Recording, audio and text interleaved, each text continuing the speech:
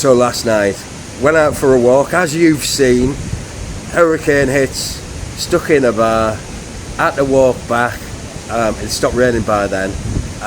This is not my place. This is not what I came on the trip for.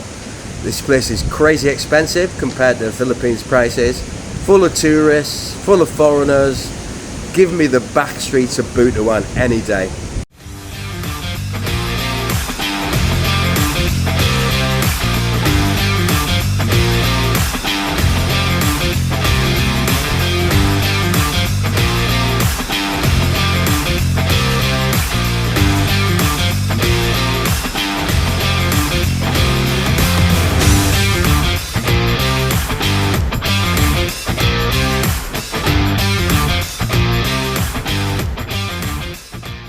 Are these other ferries cancelled because of the weather? Yeah.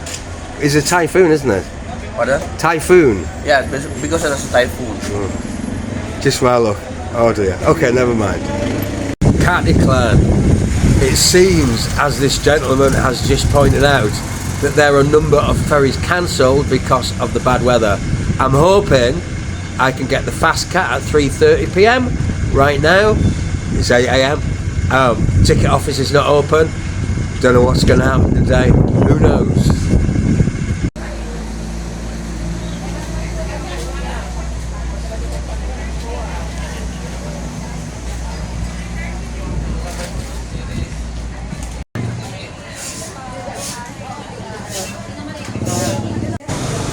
So I've managed to book a ticket and I decided to have a walk around Caticlan, and it struck me how young people are in the Philippines.